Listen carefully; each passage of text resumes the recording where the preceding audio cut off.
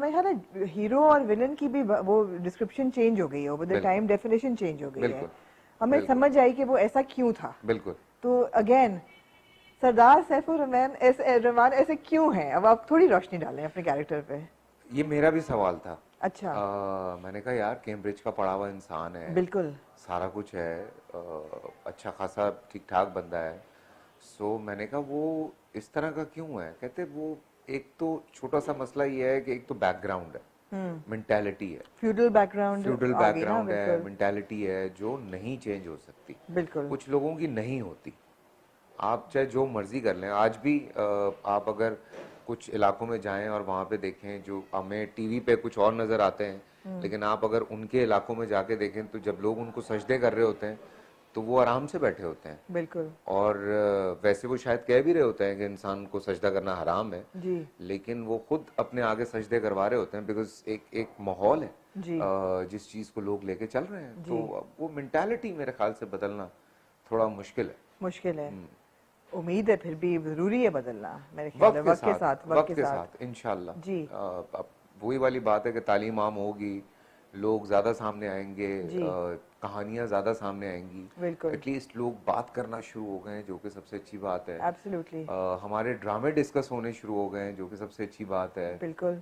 तो जिम्मेदारी भी आ गई है ड्रामा हाँ, पे कि वही बात अब है आप कि बोले ना गलत लाइन कोई, तो सारी दुनिया पीछे पड़ जाती पीछे है पड़ आपके। जाती है। बिल्कुल एब्सोल्युटली एब्सोल्युटली।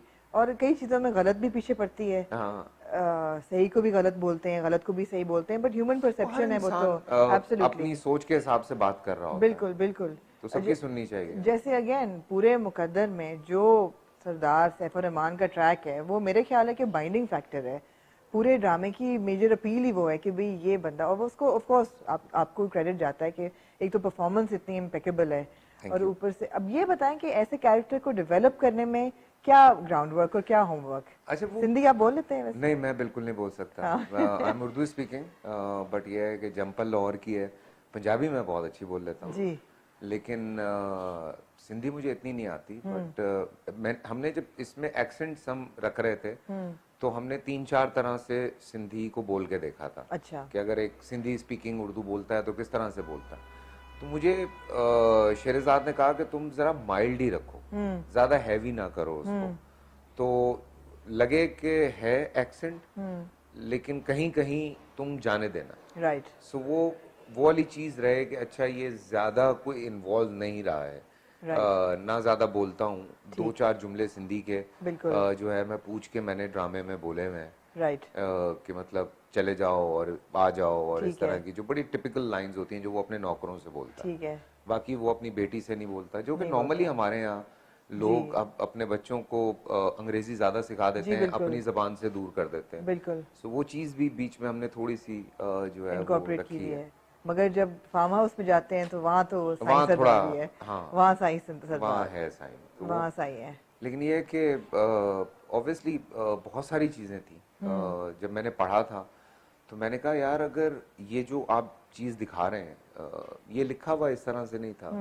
सो जब मेरी और शेरजाद की बहुत मीटिंग्स हुई हैं, वो बड़ी कीन है बहुत सारी चीजों के मामले में ना, बहुत वो हर चीज को ट्वीक करती रहती है, कि हर चीज निकाल के ले आती है कि अच्छा ये जो है, अच्छा ये जो है। तो उसने मैंने जब वार्डरोब की बात की तो उसने कहा नहीं मुझे यहाँ पे चुन्नटें चाहिए तुम्हारे कुट। मैंने कहा नहीं अच्छी लगेंगी यार, पुरानी होगी। कहती नहीं मुझे चाहिए। तो वो शलवारें भी घेर वाली चाहिए क्योंकि वो पहनते हैं। मैंने कहा मैं बहुत चौड़ा लगूंगा, तो कहती खैर है, खैर है, करो तुम। हाँ। तो ये उसकी जिद थी। राइट। कि नहीं मुझे ये इस तरह की चुन्नटें चाहिए, बाल इस तरह से चाहिए, दाढ़ी थोड़ी मेरी और होनी चाहिए थी, मुझे ऐसा लगता है। अच्छा। हाँ, यही अच्छी बात है कि आप सोच रहे हैं कि कैरेक्टर को किस तरह डेवलप करना चाहिए था और उसकी क्या। और मैं अभी I am working on a script, तो समझेंगे उसकी शूट मैंने कुछ 6 महीने बाद स्टार्ट करनी है। बट यह है कि अभी से वो मैं सर खाना शुरू हो गया हूँ। राइट। तो ये मेरी बड़ी प्रॉब्लम है। मेरे ख्याल है ये अच्छे एक्टर की भी एक पहचान है कि वो एक वक्त पे एक प्रोजेक्ट करते हैं और अपनी लुक को रखते हैं बरकरार थ्रू आउट दैट प्रोजेक्ट। वरना इतनी इनकन्सिस्टेंसीज हमने देखी हैं इन द लास्ट 1 ईयर कि जो लोग 2-2, 3-3 ड्रामे एक साथ कर रहे होते हैं उनकी लुक बदलती रहती है, जंप आता रहता है, तो वो देखने वालों को बहुत अजीब लगता है। हाँ, तो नहीं मैं आपको मजे की बात बताऊं, अब जैसे हारून सेट पे आता था, अगर उसने कहीं बाल कटवा लिए हैं तो सारा दिन हमने एक सेट पे जुमला रखा हुआ था, आज इसका केक कटेगा, तो उसका केक कटता था उस दिन। ओह सो उसमें कभी मैं भी था, कभी मदिया भी थी, कभी कोई राइट भी, हर एक का केक कटा है सेट पे, और वो शेरजाद काटती थी केक सबका। सो ये हमने एक जुमला हमने बनाया रखा था। था। तो अगर 19-20 भी होती थी दाढ़ी या कुछ ना, तो वो कहती थी आज मैं तुम्हारा क्लोजअप नहीं लूंगी। हाँ तो मैं कहता था यार मतलब हेलो, तो हाँ 2 दिन दे दे, फिर उसके बाद सही हो जाएगा। हाँ हाँ हाँ अच्छा ठीक है, लेकिन आज क्लोजअप नहीं होगा। राइट तो वो डायरेक्टर का इतना इंटेलिजेंट होना बहुत बहुत जरूरी है कि जरूरी है। वो मदिया ने एक दिन बाल कटवा के आई तो वो जरा ज्यादा छोटे हो गए। हाँ अब वो बैठी हुई है परेशान, मैंने कहा क्या हुआ, कहती वो बाल कटा के आ गई है। मैंने कहा फिर, कहते बाल बांधो उसके। हाँ तो लाइक आपको ये सारी चीजें सोचनी पड़ती डायरेक्टर हैं। के ऊपर यहाँ बहुत जिम्मेदारी है, बिकॉज कंटिन्यूटी डायरेक्टर्स नहीं होते, और बहुत सारे मसले मसाइल होते हैं, बिल्कुल सेट पे काम भी करना है, प्रोड्यूसर का भी प्रेशर है। बिल्कुल तो उस पे अगर रहते हुए डायरेक्टर इतना काम कर रहा है, तो मैं कहता हूँ कि बहुत बड़ा क्रेडिट है, बहुत बड़ा बहुत credit बड़ा है, क्रेडिट होता है। बिल्कुल। थोड़ी सी कोई स्टोरी हमारे व्यूअर्स के लिए रिवील ना करें, ऑब्वियसली मैं नहीं चाहूंगी, मगर हमें जो ओएसटी देख के और प्रोमोज देख के नजर आया कि शादी तो उनकी हो जाएगी, बिल्कुल शादी तो उनकी हो जाएगी, कर लेंगे, ये शादी तो कर लेंगे, उसके असल ड्रामा तो शुरू शादी के बाद होगा। होगा। अच्छा अभी अभी तो इनिशियल एक ड्रामा चल रहा है। अभी जो रायमा का कैरेक्टर है उसकी जिंदगी में क्या क्या चेंजेस आनी है, जो इसकी बेटी है जो अभी इतनी लाडली है, उसके अबीरा, साथ क्या क्या ड्रामे होने और हैं। साथ का क्या रिएक्शन होगा, क्योंकि उनको भी तो इश्क है इनसे, रायमा हाँ, से। वो भी बड़े मजे के सीन्स हैं, वो बहुत मजे के सीन्स हैं हाँ वो उसमें बहुत हम इंटरेस्टेड हैं लेकिन कि एक ये चीज जो होने बड़ी, वाला क्या है। हाँ एक चीज जो बड़ी इंटरेस्टिंग है ना, वो ये है कि सरदार सैफुर रहमान ना एक लाइन उसने अपनी रखी हुई, सो उस लाइन से अंदर आने की कोई कोशिश करता है, चाहे वो उसकी बेटी है, चाहे वो भतीजा है, चाहे वो रायमा ही है।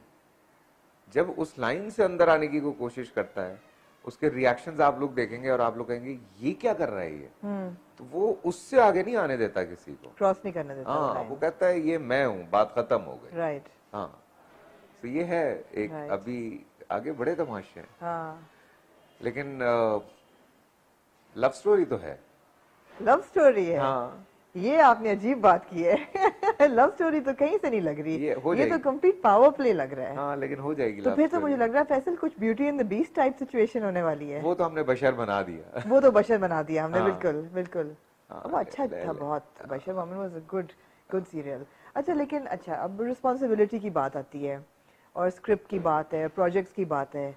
आपने पिछले साल के शुरू में या वो 2018 में एक फिल्म अनाउंस की थी, हाँ हाँ बिल्कुल। और वो फिल्म जो है वो कंट्रोवर्सी के नाम हो गई। क्या उसका हुआ, व्हाट हैपेंड, कोई क्लोजर नहीं मिला, वो हो रही है नहीं हो रही, डायरेक्टर आपने चेंज किया, नहीं किया, पूरे सिचुएशन के बारे में आपको नहीं क्या? डायरेक्टर में देखें कुछ चीज़ें आई थी, कुछ कंट्रोवर्सीज आई थी, हमने फिल्म रोक दी थी, बिकॉज मेरा यही कहना था कि अगर इन चीज़ों में कोई हकाइक हैं तो